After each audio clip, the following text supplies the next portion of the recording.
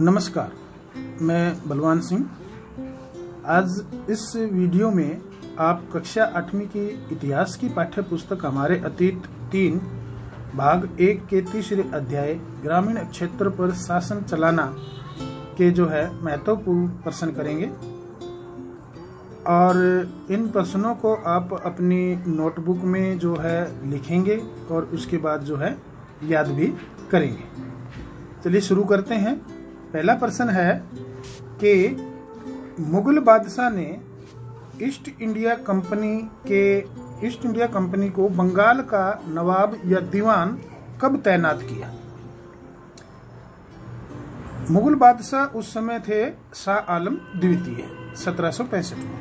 तो 12 अगस्त 1765 को मुगल बादशाह ने ईस्ट इंडिया कंपनी को बंगाल का दीवान तैनात किया।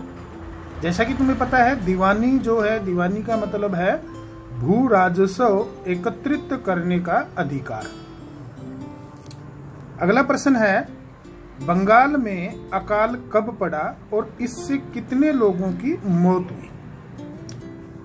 बंगाल में 1770 में एक भयंकर अकाल पड़ा था। तो 1770 में पड़े भयंकर अकाल ने बंगाल में 1 करोड़ लोगों की जान ली थी। स्थायी बंदोबस्त की स्थापना किसने, कब और कहां की? गवर्नर जनरल चार्ल्स कॉर्नवालिस ने 1793 में बंगाल में की थी। जो स्थायी बंदोबस्त था, इसकी स्थापना किसने की थी? गवर्नर जनरल चार्ल्स कॉर्नवालिस ने। और कब की थी? 1793 में। और कहां? बंगाल में। प्रश्न नंबर 4 है कि स्थायी बंदोबस्त लागू करने के पीछे ईस्ट इंडिया कंपनी का मुख्य उद्देश्य क्या था? स्थायी बंदोबस्त व्यवस्था लागू करने के पीछे ईस्ट इंडिया कंपनी का मुख्य उद्देश्य क्या था? कंपनी को लगता था कि इससे उन्हें नियमित रूप से राजस्व मिलता रहेगा, यानी भूमि पर जो कर है वो मिलता रहेगा, और जमींदारों को जमीन में सुधार करने के लिए खर्च करने का प्रोत्साहन भी मिलेगा। कंपनी को स्थायी बंदोबस्त व्यवस्था में किस प्रकार की समस्या आई? खेती के विस्तार से जमींदारों की आय में तो सुधार आया, लेकिन कंपनी की आमदनी में कोई सुधार नहीं आया, क्योंकि कंपनी ने हमेशा के लिए राजस्व तय कर दिया था जिसमें अब वृद्धि नहीं कर सकती थी। तो ये समस्या कंपनी को आई। प्रश्न नंबर 6 है, किसानों के लिए स्थायी बंदोबस्त व्यवस्था दमनकारी क्यों सिद्ध हुई?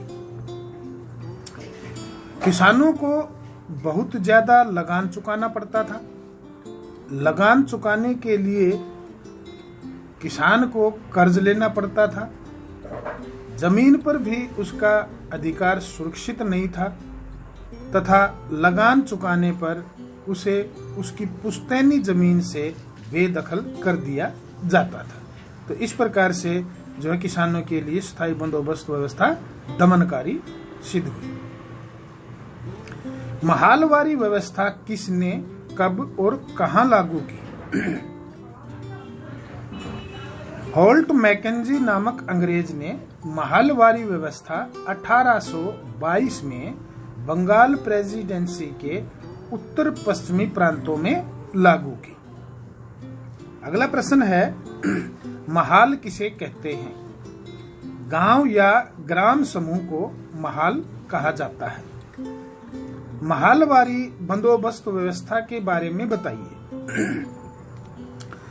गांव या ग्राम समूह अर्थात महाल से वसूल होने वाले राजस्व को इकट्ठा करने का जिम्मा, यानी उसको इकट्ठा करने की जिम्मेदारी, और कंपनी को अदा करने का जिम्मा गांव के मुखिया को सौंपा गया।